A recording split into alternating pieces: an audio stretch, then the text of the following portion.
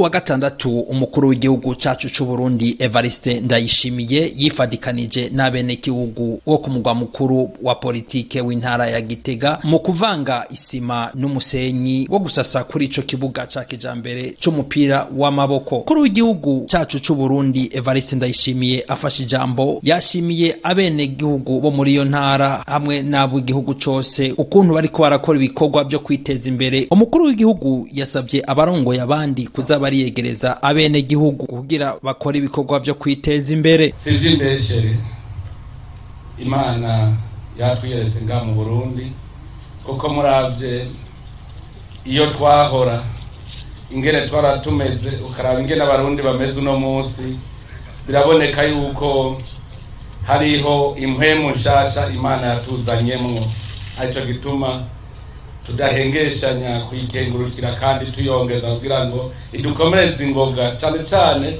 tugira urunani rwo kubumwe. Ahantu hatagira ubumwe nta na kimwe kikogwa. Akana karorero turiko turabona no munsi umurundi wese arabona ico twahomvye kuko nimwiyumvire uru runani dufise no munsi ingene tuyumvira iterambere iyo twavyiyumvira mu myaka 50 iheze Uburundi babugeze hehe. Murabe aho Uburundi bugeze uno munsi. Kubona rero Imana yaradutabaye tukagira umutima wo kumva yuko ubu turabarundi turabavukanyi koko nibidasanzwe. Dushimira Imana uko bukeye uko bwije. Ahatagira ubumwe nta terambere rishoboka kuko ntimushobora gukora mutandukanye.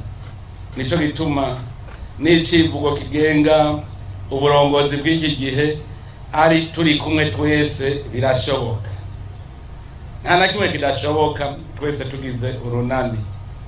Ubu rero ko twagize umutima wo kunda igihugu cacu tugira umutima tubukomeze wo kucubaka twubakire hamwe twese. Ma y'ivyo bikorwa rusangi abari ngaho bamwe baciye biyemeza guterera muri ivyo bikorwa by'iterambere kugira ico kibuga gitera imbere. Bakaba biyemeje imifuko 600 y'isima n'amafaranga arenga 1,000,000 w'amarundi.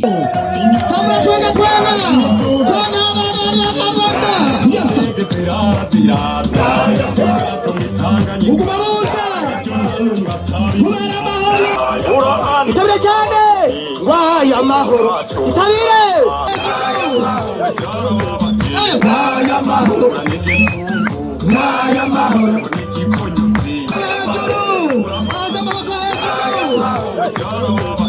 waya mahoro waya mahoro waya mahoro